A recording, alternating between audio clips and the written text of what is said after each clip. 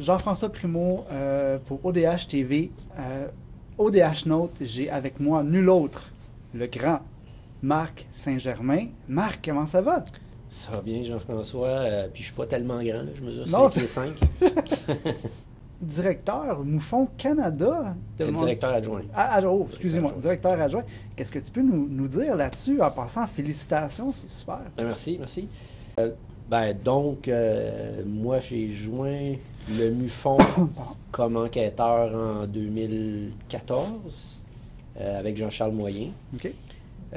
Puis à ce moment-là, je venais de quitter une autre association. Puis moi, je trouvais que c'était important dans un organisme d'avoir des enquêteurs qui aient une formation de base, OK. mais en même temps qui suivent un code d'éthique strict. OK.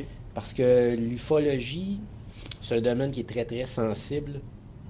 Puis les gens qui œuvrent là-dedans ont une responsabilité qui va bien au-delà de leur propre personne ou de leur crédibilité. Puis quand on parle publiquement ou quand on s'adresse à des gens, c'est important que les gens sentent qu'il y a un professionnalisme en arrière de ça. Absolument. Donc, parce que pour moi, quelqu'un qui va chez les gens, qui a vu un ovni ou qui a eu une expérience en lien avec ça,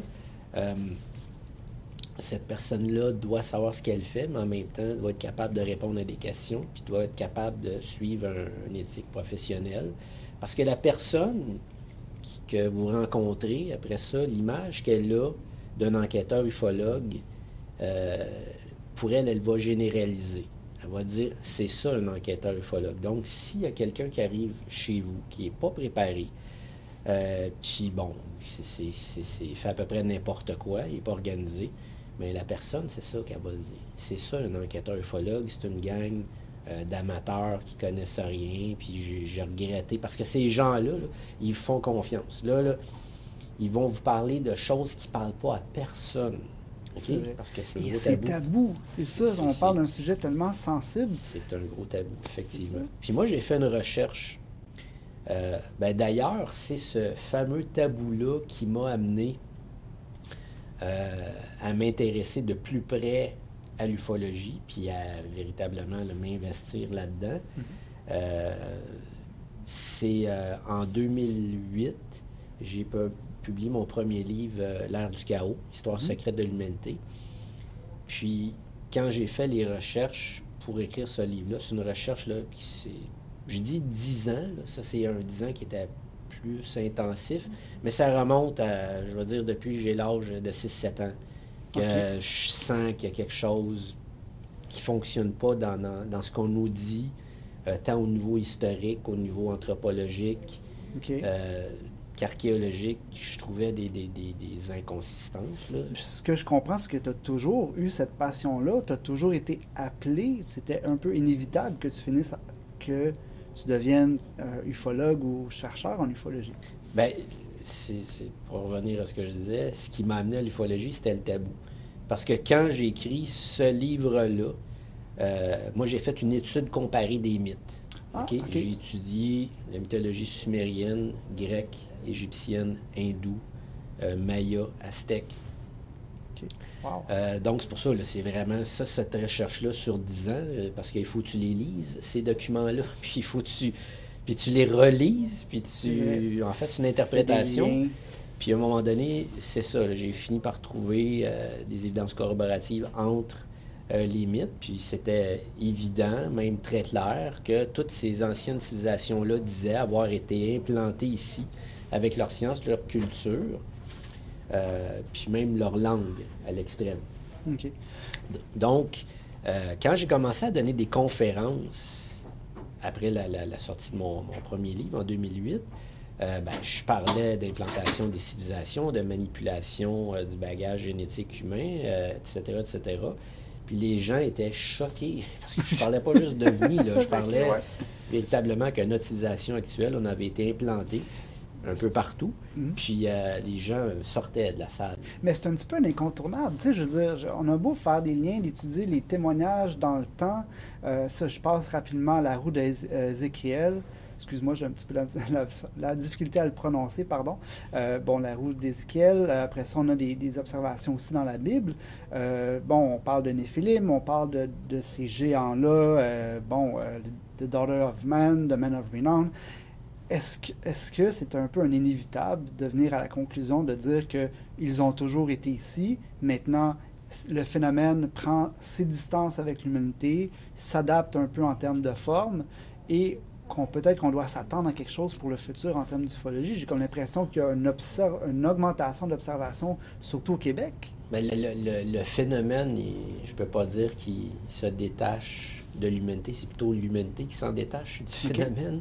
Puis oui, c'est effectivement incontournable. Quand tu fais une étude sérieuse de ces anciennes histoires-là, t'as pas d'autre choix que de réaliser que c'est ça qui se passe, là. C'est ça qui s'est passé, à tout le moins. Et même, j'ai déjà confronté des professeurs en anthropologie à ce niveau-là, à l'Université de Montréal. Puis bon, il y avait une conférence qui se donnait, puis c'était sur les mythes. Moi, j'étais étudiant dans ce temps-là, mais j'étais un étudiant assez tardif, là. Moi, j'ai fait un retour aux études en 2010. Puis, donc, j'avais quand même un certain vécu, un certain bagage. Puis, j'avais déjà écrit, j'avais publié mon livre en 2008. Puis bon, là, on était rendu, je pense, en 2011, quelque chose comme ça. 2011-2012. Puis bon, là, il y avait cette espèce de conférence-là avec les trois professeurs en anthropologie. Puis tu avais le doyen qui disait il n'y a pas d'autre façon d'aborder les mythes que par le structuralisme. Le structuralisme, c'est quoi? C'est que, dans le fond, étant donné que tous les humains, on a à peu près une même structure de pensée, c'est normal que ce soit dans le Pacifique Sud, que n'importe où ailleurs, partout les anciens mythes parlent du déluge, parlent de la création, parlent de ci, de ça. Puis ça se ressemble parce qu'on a toute une même structure de pensée. Donc, ce que ça veut dire, c'est que ces mythes-là, c'est des allégories, ça vient de notre imaginaire collectif. C'est un peu ça l'origine de tous les mythes qu'on retrouve, les mêmes mythes que j'ai fait l'étude comparée, sumérien, hindou, etc. Autrement dit, il n'y avait pas de base historique. Donc, moi, la question que j'ai posée, Heinrich Schliemann a découvert 3 sur les bases des poèmes d'Homère. On s'entend que ça aussi, c'est des mythes, là, selon nous. Donc, comment peux-tu trouver quelque chose de tangible, de physique, si c'était juste dans l'imaginaire des gens? Donc, une base historique à ces mythes-là. Puis c'est pour ça que moi, le travail que j'ai fait avec mon premier livre, l'Histoire sacrée de l'humanité, c'est vraiment une étude comparée des mythes. Puis mes conclusions, c'est qu'il y a eu une implantation, il n'y a pas eu seulement qu'une. Nous, on est la dernière implantation qu'il y a eu, mais il y en a eu plusieurs catastrophes. Plusieurs fois, la civilisation a recommencé. Cette planète-là a connu des civilisations aussi avancées technologiquement, sinon plus, que nous actuellement dans le passé. Puis l'histoire là, des ovnis et des extraterrestres, c'est un peu accessoire dans le sens que ce qu'il faut comprendre, c'est notre place dans l'univers, puis ce que c'est un être humain, puis ce qu'on vient faire ici. C'est un petit peu l'exercice que j'avais fait avec le premier livre. Puis quand je commençais à donner des conférences, j'avais été un peu trop loin, je pense, pour les gens à l'époque. Là, je crois que les gens sont pas mal prêts à entendre ce genre de choses-là. Donc, j'ai fait un peu de recul. Puis, j'ai fait une recherche historique, mais un peu plus ciblée de l'ufologie. Donc, je suis tombé en 1947, Roswell, la mise sur pied de la CIA, le Conseil de sécurité nationale, vraiment la structure militaro-industrielle qui a pris le contrôle de tout ce qui avait rapport aux ovnis à l'époque, à partir de la Deuxième Guerre mondiale. Donc, mon second livre, Les gardiens du silence, vient de cette recherche-là, parce que j'avais commencé à donner une série de conférences aussi là-dessus. Mon désir le plus profond, c'est toujours de partager de l'information. Puis l'information que je partage, c'est pas de l'information que tu retrouves en cherchant ou que tu apprends à l'école, sinon je ne la partagerais pas. Si c'est pour dire les mêmes choses que tout le monde raconte, non, ça ne m'intéresse pas. C'est parce que j'arrive à des conclusions différentes. Je pense que c'est valide et même très valable. Donc, je partage cette information-là, puis les gens font ce qu'ils veulent avec. Puis tantôt, tu me parlais de responsabilité en tant qu'investigateur, parce qu'on travaille avec des témoins. tu as mis le même côté rigoureux dans tes recherches que quand tu vas avoir un témoin. Donc, automatiquement, ton travail que tu nous as soumis avec ces deux livres-là, on peut dire que c'est quelque chose de concluant que, bon, c'est sûr qu'il y a toujours sujet à débattre parce qu'il y a des gens qui ne sont peut-être pas tout le temps d'accord avec ce que tu as trouvé, mais toi, personnellement, tu en es convaincu. Oui, si j'étais pas convaincu, je les aurais pas publiés, je n'aurais pas mis tant d'efforts à essayer de partager cette information-là, puis à donner des conférences là-dessus. Mais en même temps, c'est le point de vue que j'ai, basé sur ce que j'ai pu amasser comme information. Puis pour moi, si c'est devenu une preuve, exemple que, bon, une partie du phénomène ovni est contrôlée par une espèce de gouvernement occulte, c'est parce que j'ai trouvé des éléments concluants.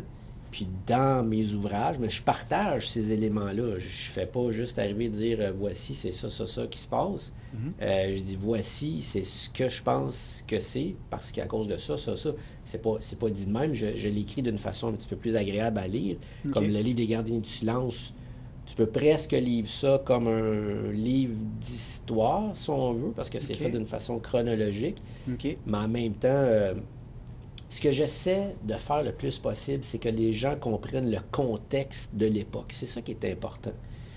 Comme quand on parle de 1947, il faut comprendre qu'on venait de sortir de la Deuxième Guerre mondiale. Effectivement. Donc, c'est toujours de mettre les gens dans le contexte, puis mettre les gens aussi dans le contexte de ceux qui prennent des décisions à l'époque, puis pourquoi ils vont prendre ces décisions-là. Comme pourquoi le président Truman a décidé de mettre sur pied le comité Majestic 12, puis de tout classifier l'information avec les ovnis. Puis ensuite de ça, Eisenhower, qui lui a créé la NASA, qui est un organisme pour aller dans l'espace, mais un organisme civil. On a pris toutes les grands criminels de la guerre pour les envoyer à la NASA. C'était des scientifiques. Les scientifiques nazis, tu veux dire? Oui, projet Paperclip. Puis les V2, puis ainsi de suite. Ça fait partie de l'histoire, mais c'est une partie qui est extrêmement importante. Il ne faut pas l'oublier. Est-ce que tu as lu Les Gardiens du silence? Parce que j'en ai lu tâter un peu, oui. C'est pour ça, oui, dans le livre Les Gardiens du silence, on en parle des fameux scientifiques nazis que les Américains et les Russes et les Canadiens et les Français, après la guerre, c'est un peu comme un butin de guerre, si on veut. On n'a pas seulement que pris les plans, puis les prototypes, puis tout ça. Ça ne valait rien si on n'avait pas les têtes pensantes qui ont travaillé là-dessus ou qui ont œuvré à créer ça. Donc, on a rapidement compris, après la Deuxième Guerre mondiale, qu'il fallait absolument prendre ces scientifiques nazis, puis à tout prix, pour mettre sur pied le programme spatial. Puis à ce moment-là, c'était la NACA qui était l'organisme en charge de tout ce qui était en lien avec la recherche et le développement au niveau de l'aérospatial. Puis en 1958, quand Eisenhower est devenu... il était élu en 1954, mais en 1958, pourquoi Eisenhower avait mis sur pied l'acte de la NASA? C'était pour créer une agence spatiale civile, parce que la NACA, elle, c'était une agence spatiale militaire. Donc, ce qu'il voyait, lui, c'est que donc on s'en venait mettre sur pied une agence spatiale, mais donc on irait dans l'espace, littéralement, mais vu que c'était militaire, les gens ne seraient pas au courant. Donc il dit, c'est pas vrai qu'on va aller dans l'espace, qu'on va accomplir ces grandes choses-là, puis personne ne va être au courant. Donc c'était pas d'Eisenhower, là. Encore aujourd'hui, on penserait que c'est peu possible ou peut-être pas possible d'aller dans l'espace ou d'aller sur la Lune ou quoi que ce soit. Donc Eisenhower il a fait un pas. Ensuite de ça, John F. Kennedy en a fait un autre, il est allé sur la Lune.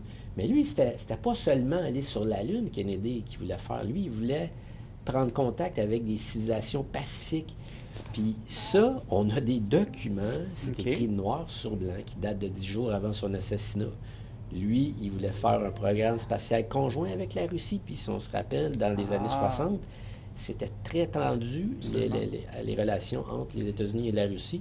Donc, on voulait montrer à d'autres civilisations qu'on était capable, nous, sur la Terre, de faire la paix, puis on était prêt à accéder à l'espace. Parce que durant la Deuxième Guerre mondiale, John Kennedy travaillait pour l'intelligence navale. C'était quelqu'un qui était l'intelligence navale. Puis quand tu es dans le renseignement, même si tu es peu gradé, tu sais beaucoup de choses. Puis dans un des documents, je crois que c'est celui du rapport des phénomènes interplanétaires qui date de 1947. Oui, c'est celui-là. Il y a une partie de ce rapport-là, puis c'est un rapport en lien avec le crash de Roswell qui a eu lieu en 47, en juillet 47. On dit qu'il y a quelqu'un, là, on nomme ceux qui, selon eux, sont au courant de l'événement, le crash de Roswell. Okay? Donc, parce qu'au niveau de la sécurité nationale, on veut savoir qui est au courant, puis qui sait quoi, puis tout ça. Mais nous, on ne parle pas de Roswell, on ne parle pas du pré-Roswell, on parle de Roswell. Oh, ouais, on parle de Roswell en 1947. Puis dans ce document-là, qui est un document qui s'appelle Rapport des phénomènes interplanétaires, on nomme un sénateur démocrate du nom de John Kennedy, fils de Joseph Kennedy. À cette époque-là, il n'était pas vraiment connu. C'était un sénateur. Mais lui, il était déjà au courant du crash de Roswell en 1947. Quand Kennedy est devenu au pouvoir, là, la première chose qu'il a faite, un des documents, puis ça, c'est des documents qui sont accessibles aussi, il a envoyé un mémo au directeur de la CIA, qui était Alan Dulles à l'époque, lui demandant de sortir toute l'information qu'il y avait en lien avec les ovnis.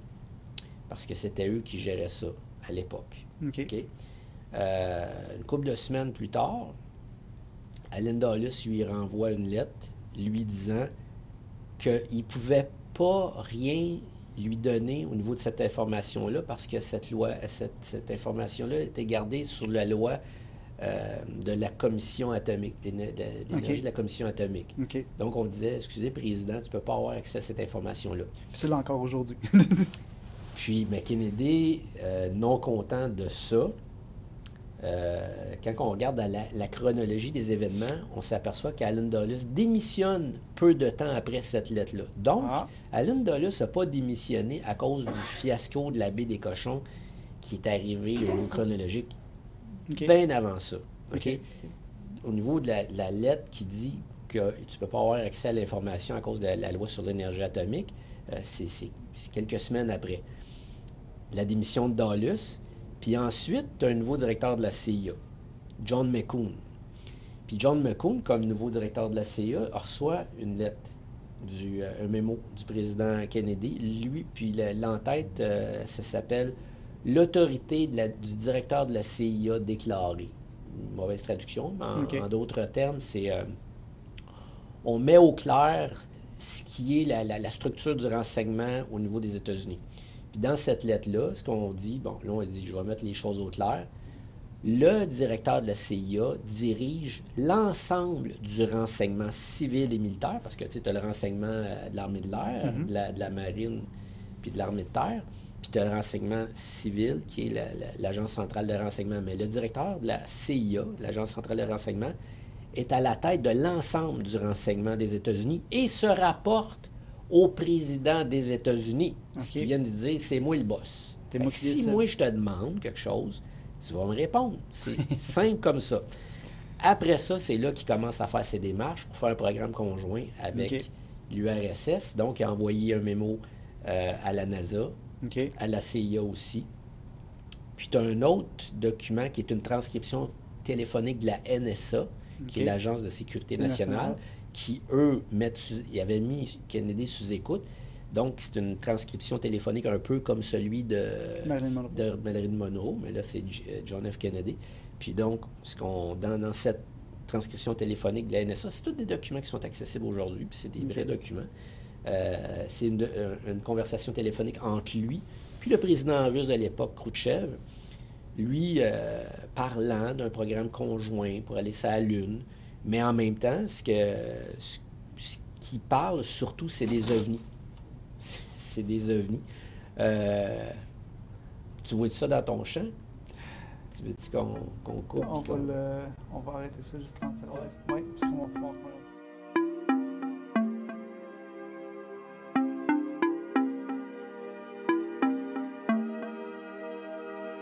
Voilà, c'est la fin de cet entretien de Marc Saint-Germain et également de la première vidéo des mémoires de l'ufologie québécoise, autant dire des mémoires de l'ufologie francophone. Je tiens à remercier Jean-François Primeau, reporter d'ODH TV, d'avoir réalisé cette entrevue, mais également Richard Glenn, puisque cette vidéo avait été réalisée au cours du congrès UFO 801 en octobre 2018.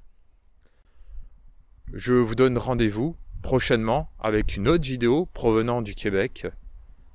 Soyez très vigilants, n'oubliez pas votre appareil photo numérique muni d'une bonnette à réseau de diffraction, la station météo, et à très bientôt sur les chemins ufologiques en France ou au Québec sur ODH TV.